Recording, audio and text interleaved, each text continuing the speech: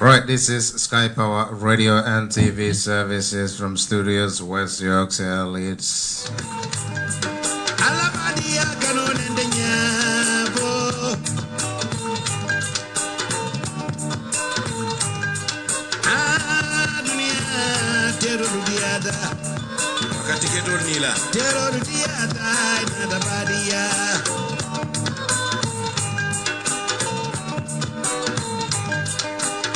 Assalamu alaikum, badingulu ngal kunzon kabonon Sky Power Radio and TV services studios West Yorkshire, Leeds, UK. All right, tonight our topic title is the current state of affairs in the Gambia. With me here online is just to abide by the distancing, 2 meters distancing. With me here is Mr. Nuha Samate and Mr. Nuha Sise and Sana Samate with us on the audio online. Stay tuned. Current state of affairs coming away from Sky Power Radio and TV services. My name is Mustafa Jame Adisid. Good day, good afternoon to you wherever you are on this planet Earth. Yeah, coming kal haklo brandiko current state of affairs program o Mia Lonko B Wolbakering Jang Kabanon Sky Power Radio and TV services. Al Barima Mustafa Jame B Kachala Nimen ba Kachala Jang Wolong Nuha Sise Aning Sana Samate. Yes, Nuha inimbare ite mangalun dandi jang. Sananko iborital de famo keta Mr. Samate ikonyadi dun sana. Sana ifamo keta inimbara buri inim mol sugo kontong Mr. Samate sana. Gemwela very clearly. Yeah, famo keta alhamdulillah. Kotla se no mo de kontona jiverlani la mo la. So as usual, Murana Kotanke Kana, the another topic discourse that make it the current affairs, the COVID-19. Yes. So the Mola de Contra the General Contra. Yeah, Masha de Thank you so much. Noah, Edamangaluntanti, you're not a stranger. Noah, welcome. You want to say hello to our viewers and listeners at the minute, Mr. Sise.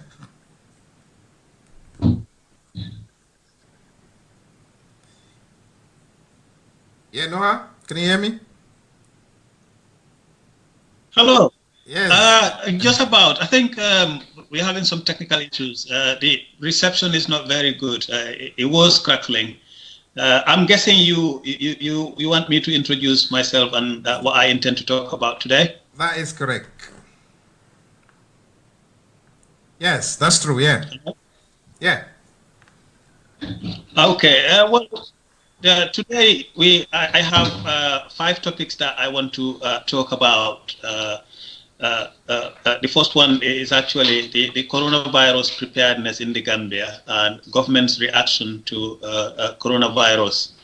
The second topic will be on the finance minister's speech at the National Assembly on the 16th of March and what comes off the back of that. And the third one is the government's allocation of $500 million for COVID-19. World Bank's support to the Gambia of $10 million, which is $590 million. And finally, the IMF's extended credit facility of 47 million US dollars, which is about $2.8 billion to the Gambia. So these are the topics I want to talk about today, Mustafa. Thank you so much. Have you heard that, Noha? Well, if we may come with the first topic title you want about today, because Noha be Jambe Dulalde, Abenyame Buffalo wala nyama, you know, we're not gonna skip nothing. That country, that homeland, if it goes, Akanatambele. If it sink, be asink tambele. So, current state of affairs. Nuha, this COVID-19, let's talk about the financial bit of this, the monetary side of it, the money. Because that is the bit we're all interested in. Because if you say lockdown, if you lock people down, they need to survive. If you lock people down, how do you expect them to earn their living? Mr. Samate, financial side of that, the financial downplay of that, we want to know.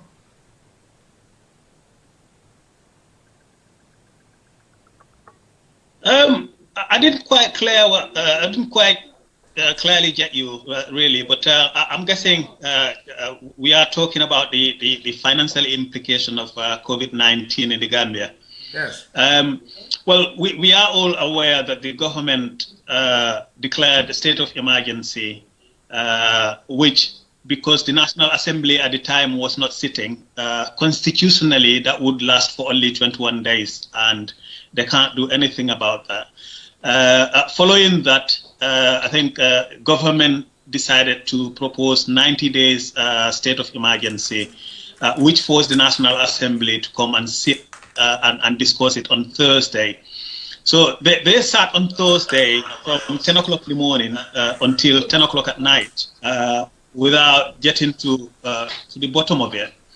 Eventually on Friday, day before yesterday, the Parliament agreed that they will only approve 45 days state of emergency. What is sad actually about this state of emergency, Mustafa, is that people are being forced to stay at home for 45 days without any support from the government.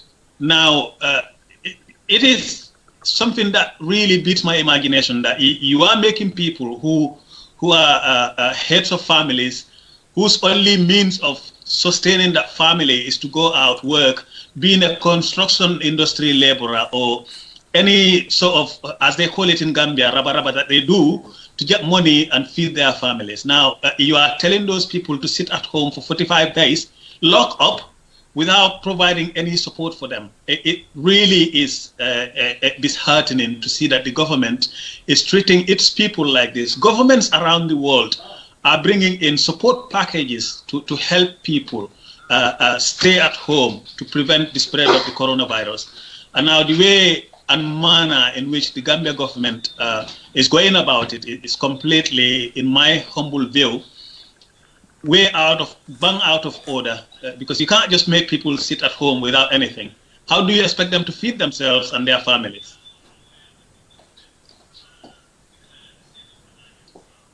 Yes, Mr. Samate, Sana.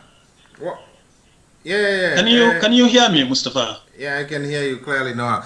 Noah, Sana, what are your thoughts?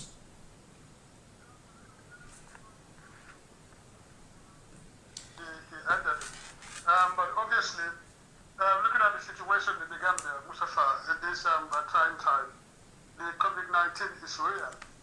I will start first of all advising the public, the Gambians, that this is something real. It has no boundary. It's something that doesn't know who is rich, who is poor. We all have to follow the WHO guidelines, health guidelines, like social distancing.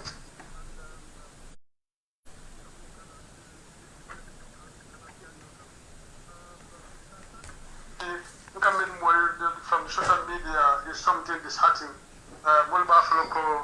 Social distancing, not like Purkamola Dinotia, not like Purkamola, na Yatia, before that they're not going to abide by these WHO rules. Because social media sometimes more Kamol Kesodimo Takasini Kesomul Suna, Kafu Natal Purka Muslimayani Katina. Because women father in colonial Mustafa, obviously, quite a number of them are not Muslims. And then they were in fact started, most of them, who died from it, they are not Muslim. So, not a common commission.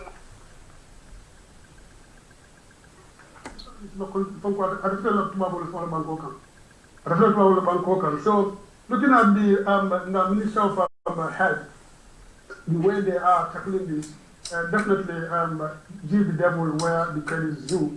Minister of Health is definitely doing a tremendous job. But you've got to question is it the only ministry in the Gambia? If you look at the other countries, can you hear me, Mustafa? I can hear you loud and clear, Mr. Samate. If you look at the other countries, for example, give an example like in UK, so many people involved. It's not only the Minister of Health that has to come out and give assurance to the public. We have a lot of ministries in our country. It's only we are seeing only the Minister of Health who is on the front line with his team. What happened to the other ministers? What happened to our information ministers? What happened to other departments? This is a national fight. They should not leave only the Minister of Health. So they should lead it, but they should help him. If you look at the other countries, so every time so many ministries will come out and give assurance to their people. If you are in a trying time, I think so the authorities, all of them, including the president, should be the should be a lead on these things. But I'm very, very disappointed the way they are handling this. They are leaving only the Minister of Health to lead everything, to do everything, on their own, which is not fair enough. If I'm a Gambia government, if I'm leading the government, I will seize all the operation, some of these useless ministries, I will seize their operations. And then I will hand over their resources. When I say resources, I will hand over. Yeah, but Sana, if you say useless ministries, which are those useless ministries? Are you saying all of them? If you look at the Minister of Sport, we expect that Minister of Sport to come out. Okay. We expect the Minister of Information to come out. We expect the Minister of Industry, Trade and Industry to come out. Minister of Finance to be among the daily briefing teams, because they have to give us assurances. What plan did they have? For example, Minister of Finance, he has to be there all the time, every day or every other day, to give us what assurances, what financial assurances is going to give to the public. Because if you ask people to sit down at home, for example, now yesterday or Friday, they approved 45 days. If you ask people to sit at home without going for their daily businesses, what plan do you have for them? What compensation package? But we are not seeing all those things. The people are scared. The reason people are making all these noises is because the people are scared. Our government is not giving no assurance at all. There's no compensation packages that they should come out to show the people that stay at home. Government will come out. For example, if you look at the UK here, when they said people, all the restaurants should close, all the unnecessary institutions or shops or institutions close. But they come up with the plans. They come up with the suggestions that this is the package we're going to give to them to help them. If you look at the hotels, they are all closed in this country. But the government come out with the financial package to say that they're going to pay 80% of the employee salaries who are earning from £100 up to 2,500. But we are not.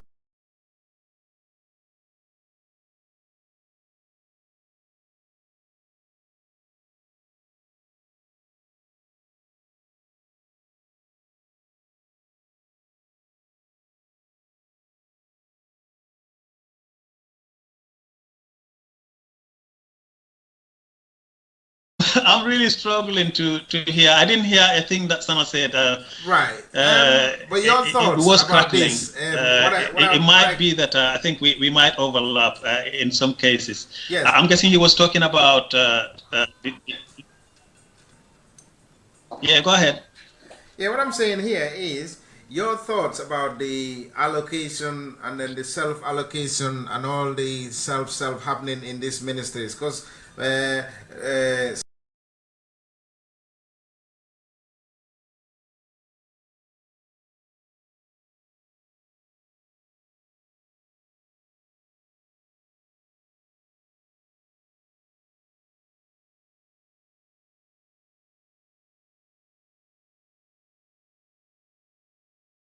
COVID-19 and then the ministry responsible. Your thoughts? Well, quite clearly, government has said that they have set aside $500 million for this COVID-19 pandemic. Now, out of that 500 million, they disposed 12 million, out of which 11 million was spent. Now,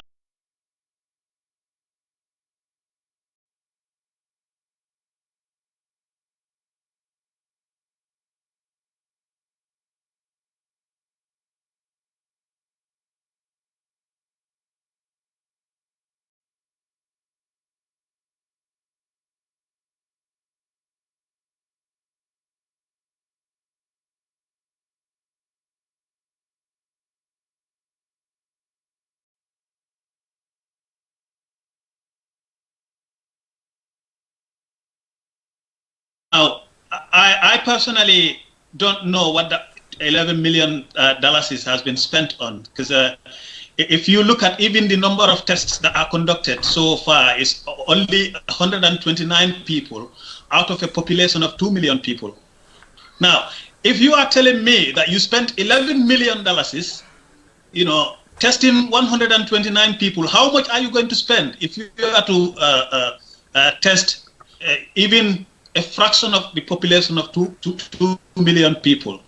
Now, what is sad is that just on Thursday, one of my sources at the Ministry of Health sent me a memo that was sent to an undisclosed recipients, showing that they are paying themselves what they call COVID-19 allowance. Now, Syria Jata in Parliament on Friday was saying that even hand sanitizers, even hand washing, basic hand washing materials is not available in Woolly. Now, $11 million is how, you know, what was that spent on?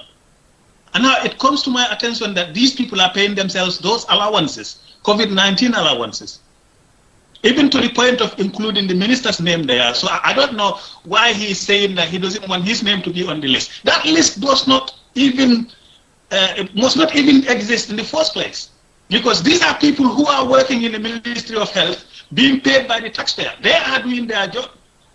Why are they being paid allowances when people in the remote parts of the Gambia don't even have hand sanitizers? Now, this is what beats my imagination. Now, I think the National Assembly needs to have grow up some backbone here and hold these people to account. Make sure that the basic sanitary needs of people are addressed before they pay themselves allowances, which doesn't even make sense, because they are doing a job that they are being paid to do. Why are they paying themselves allowances? Now, this is my question, and if I was a member of the National Assembly, these are the questions that I would ask the government. Why are you paying allowances to people who are being paid doing the same job that they are being paid to do? And why is it that $11 million has not been spent on hand sanitizers to reach remotest parts of the country? Now, out of a population of 2 million people, only 129 people are tested. This virus is lethal. It kills.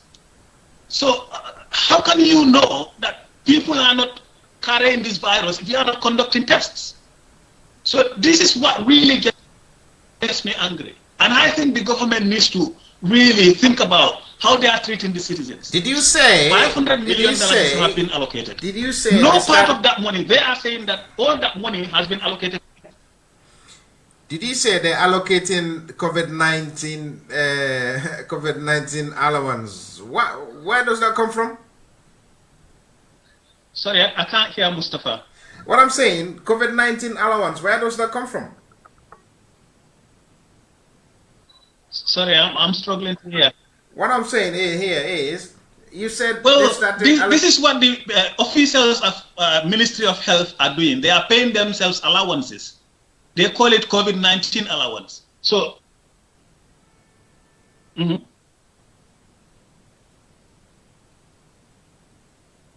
sorry, I can't hear. Yeah, go on. COVID-19 allowance. Why does that stand? I'm struggling here. I can't hear.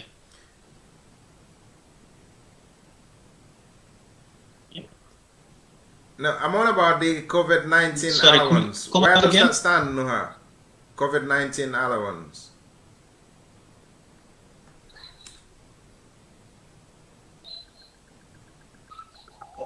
I'm struggling. Right. Sana. Sorry, I was dropped. Yeah. I don't think technology is on our side. It might be on my side here, but I can see that I've got full internet coverage. Yes, yeah, without doubt. Noah, can you hear me? Yeah, can you hear me loudly? Hear you. You can hear I can hear you. Yeah. Yeah, what I'm saying, where does this COVID-19 allowance come from? Well, from my sources at the Ministry of Health, a memo was sent out strongly distancing the Minister of Health from this allowance. So what happened was they set up a committee, call it COVID-19 steering committee, something like that anyway. And this committee has decided to pay themselves allowances, call it COVID-19 allowance. And what happened was they included the name of the Minister of Health. So the Minister of Health was purportedly going to receive allowances for COVID-19. Now he categorically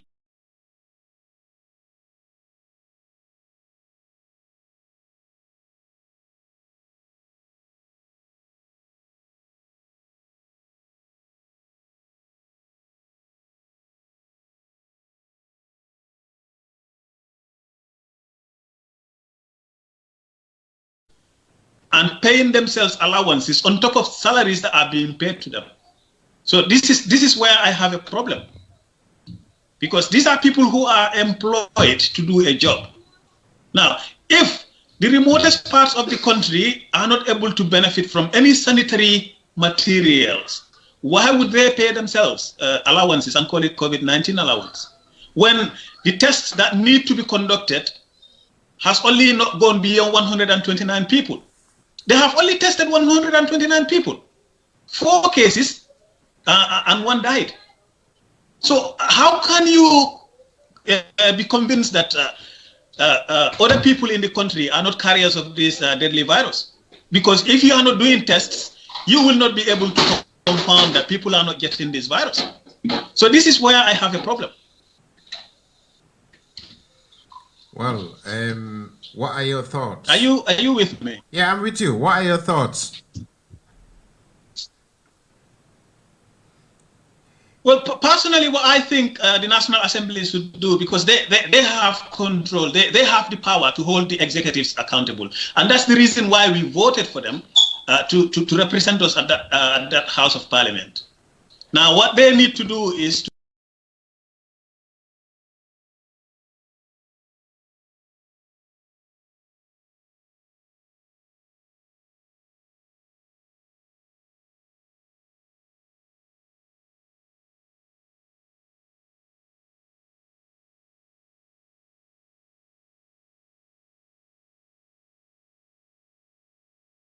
keep your hands tidy, clean, if you don't have any hand sanitizers.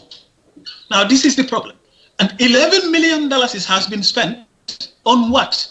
Now, the National Assembly must ask the Ministry of Health to explain what that $11 million has been spent on. Now, I understand that part of that money has been spent on hotel bills for people that have been quarantined. And whatever else, I don't know, but the National Assembly should hold them accountable. Let them give them a detailed report of what this money has been spent on. That is my take on it, Mustafa. Yeah, but he also said that the deficit is expected to widen from 1.5% of GDP to 2.1% of GDP. Now, for those people who don't understand what GDP is, this is the total sum value of goods and services that are created or produced in a country over a year. Now, initially, when the minister spoke to the National Assembly during the budget speech in December 2019, he said that the Gambian GDP is expected to be $98 billion in 2020. Now, at that point in time, he forecasted that the deficit, the budget deficit. So the budget deficit is the difference between what the government intends to spend or what the government is going to spend and what they intend to earn. So the total income that the government was expecting to receive in 2020 was less than what they intend to spend. Now, it doesn't even make sense. So there is a black hole in the budget.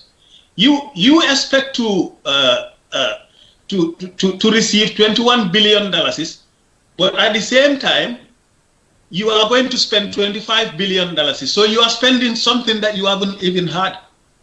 This is why there is a deficit. There is a black hole in the Gambian budget for 2020. Now, what the minister is saying that is because of this COVID-19, the deficit, which was going to be 1.5% of 98 billion, it is now going to be 2.1%. On top of that, he is saying that the net domestic borrowing is going to increase from 1.9%. Now, net domestic borrowing is what the government intends to borrow internally within the country from commercial banks, from private investors who want to invest in treasury bills, in Suku Salam, in central bank bills. This is what is referred to as the domestic borrowing. Now, during the budget speech, he said that the net domestic borrowing was going to be 1.9% of GDP, which is $2 billion. That is what they will borrow from businesses in the country, the difference between what they will borrow and what they will pay for those treasury bills that have matured. That was going to be $2 billion. But now, because of this COVID-19, the minister is saying that he is going to increase that net borrowing to 25%, which is 24 billion.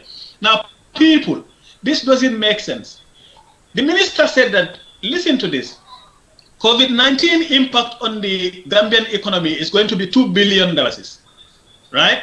If we didn't have any COVID-19, the minister is going to borrow $2 billion from internally within the country. But because of COVID-19, he is now going to borrow $24 billion. Now, $2 billion was what he planned to borrow, but now because of COVID-19, he's going to borrow $24 billion. So that means he is going to borrow additional $22 billion. What is he going to do with that extra borrowing when the COVID-19 impact is going to be just $2.5 billion? Now, these are some of the questions that the National Assembly must ask the Minister of Finance. What is he going to spend the additional $22 billion on? He wanted to borrow $2 billion, and now he's saying that because of COVID-19, he is going to borrow $24 billion. So an extra $22 billion is when the impact is just going to be $2.5 billion. So the National Assembly must summon the finance minister and ask him, squeeze him on what he's going to spend the extra $22 billion on. Now, above that, we have to remember that the Gambia is a very heavily indebted country. Now, in September last year, the total debt, the total borrowing of the country was $71 billion. And this $71 billion was split between internal debt and external debt. Now, internal debt was $38 billion. So the money that the government owes to commercial banks, to private investors, business people who invest in Suku Salam and treasury bills amounted to $38 billion. And the external debts, like, borrowings that they have made from IMF, from, multilateral and bilateral partners, was $33 billion. So $33 billion is externally and $38 billion is internally, which is the total debt of $71 billion. Now, we already have $71 billion on our heads that we need to pay. This minister is going ahead and wanting to borrow an extra $22 billion on top of that $71 billion. I think the National Assembly has a lot of work to do here. They need to start looking at these figures coming from the Ministry of Finance, because it beats my imagination. What they are looking at is either they are paying a blind eye or they don't really understand what these figures mean in terms of real economics. Mustafa, that's what I have to say about that for now. Yeah, but Noha, you are yet to shed light on the consequences, the after effect impact. What do you think? What are your talks on the after effect impact of this COVID-19? What do you think? Your thoughts?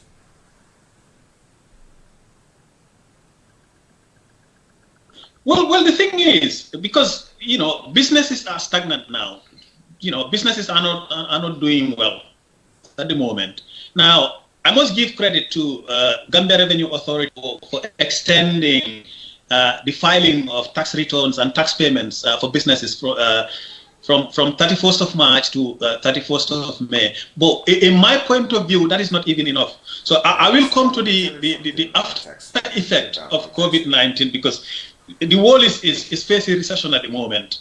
What that means is businesses are not moving. All the economies are going down. So as a result, it is going to be really, really tough on countries after COVID-19. Now, what I think the government needs to do is to put the people first, because the whole point of all these borrowings that they are doing, setting aside 500 million, is for the people. Now, if those people are not benefiting, but the money is being diverted into private pockets, people are going to die, not of coronavirus, but of hunger and starvation, because these people need food to live. And these people have been told that for 45 days they are not allowed to go anywhere. How are they going to live? How are they going to feed their families? So coming back to the after effect of COVID-19 is that because people have not been working, tax revenue is going to go down. The people will be losing their jobs. Now, people who are self-employed will have their businesses closed down, so they will not be paying any taxes to GRA. So GRA revenue is going to go down drastically. Right? As a result, government will not have enough money to spend. So what that means is that what they call the recurrent expenditure will be a struggle for the government, because they will not be able to meet the cost of paying salaries, or other bills like electricity, water, and so on. So these are the recurrent expenses. Any expenditure that is not capital in nature. So capital expenditures will be things like building of bridges, building of schools, hospitals, and the like. Now, if you move those out of the way, the remaining expenses like civil service salaries, repairs and maintenance of government structures and buildings, all those things are what is referred to as recurrent expenditure. Because of this COVID-19, government will have limited cash flow to be able to meet the demands for these recurrent expenses. As a result, government will resort to borrowing more money again. And what that means is future generations that are not even born yet will be forced to bear the cost of all these borrowings. So there are very difficult times facing this country. And I am sure that a time will come when we will not be able to pay our debts. And the country is on the verge of bankruptcy at the moment. So the impact of this COVID-19 is enormous. In fact, I can say it's giganimous. It is really going to be a big shock to the Gambian economy.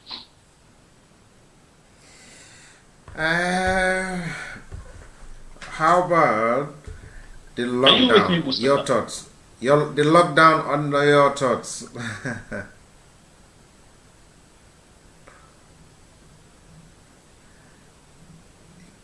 Can you hear me now? Sorry. And what about the lockdown? How about the lockdown and your thoughts on the lockdown? You went quiet. Yes. What I'm saying is, what are your thoughts on the lockdown? Lockdown is what I have just briefly mentioned. Now, if people have been asked to stay at home, that is good, because that is going to put the spread of. My thoughts on the lockdown. Is that what you're asking? Yes, the lockdown. Your points, yeah, your thoughts.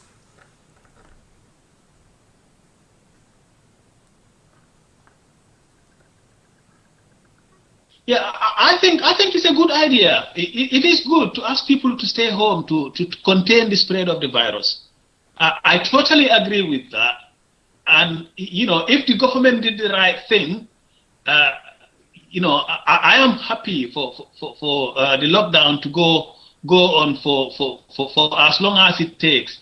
But the government has not done the right thing, because they have not provided for the poor, for the vulnerable people in the country. Now, if they had provided, food rations for the people, distribute food, basic things that people need to survive. If they have catered for those things, it is fine to extend the state of emergency up to like 6 months. I have no problems with that, and I'm happy that they have decided to put in place a state of emergency. But however, that is not enough. They need to provide people means of survival, because you can't just tell people to stay at home when you have not given them anything to live on.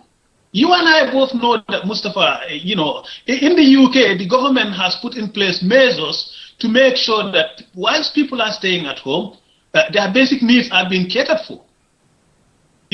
Small businesses that are going out of business, the government has said that they will provide for them. People who are self-employed will get an average of three years profit in June. So they might not be having money now, but in June they will get a lump sum from the government. And on top of that, the government has guaranteed banks to give people loans, like these small businesses loans, that will sustain them until June when they get the lump sum. So governments are putting in place measures to look after their people. Why is the Gambian government not doing that? And they are forcing people to stay at home when they have nothing, absolutely nothing. These are poor people. These are people who are struggling to make ends meet every day as at now before this COVID-19. And now you are telling those people to lock in. And you haven't given them anything. And you are paying yourselves allowances out of money that is meant for them. You set aside $500 million, but out of that $500 million, you spent 11 million. And not a single penny, not a single butut of that 11 million is spent on sanitary materials for the remotest parts of the country. So I think it is nonsense really to tell people to stay in when you haven't given them anything to survive on. That is my thought on it. Brilliant. I'll get across to Sana and then ask Sana what are his thoughts regarding this lockdown, as well as the how do you call it, the COVID-19 budget, COVID-19 allowance, yeah. To give me his thoughts regarding that. Yes, Sana, if I may come to you, what are your thoughts, Sana? What are your thoughts regarding this so-called COVID-19 allowance and in lockdown, ying Sana? Ilamiro. First of all, the government, the Minister of Health, at our Parliament, he declared 500 million. He only tell the through the COVID-19. Yes. So he went on further to say, answer Imokudoni Imama follow. Because they don't touch it still now. But he has started to allocate the Sana. No. I know I'm allocate for it because I call 12 millions. You only distribute out of that 12 millions. Yeah. They spend only 11 million. Yeah. I call 11 million. You only they're trying to give out some interests. Okay. And then to give out $100,000 to each regional health teams. Okay. And then I go out of that also, some of the salary will be paid for it. But not more, if I can hear loud and clearly, those health workers, why should they allocate extra salary for them? Well, because they are already on the payroll. So why should they allocate another cost, another salary for them again? So I go out of that one also. I go 21 billions. Me alone call your request now from World Health, if I can get it right. So I call Kondamu, they said that they want to I wanted to put now the idea and inflation. If not, in this kind of situation, we are not talking about inflation here. Because there's not much money. More life. So he went further to say,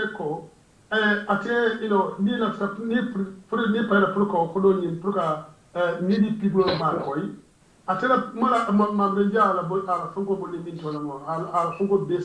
this compensation package for the household Gambians. I got 280,659 household Gambians. So the question is, where did he get these household people? Is it within the Congo area or they extended it to beyond the provinces. Because for example, if I can give an example like this 35 million, you're making, Ministry of Education may spend to educate the kids while they are staying at home. But if you look at the other remote areas, those people are very less fortunate. They don't have even a radio, neither you talking about TV. So that people, are they no Gambians? Are they no taxpayers? Their families are taxpayers. And then not only those people, even the Arabic students, are they not Gambians? They are Gambians and they are paying their taxes. So they don't. I think so. They don't make any proper strategic planning. So Mamanga went further to Seko. That took 280,000. Now the Pongot Lalo Tema, Kono Dila, the Mano the Sana, and in Tulo, and in 1,000, more each. 1,000 for each. Over the Farangala.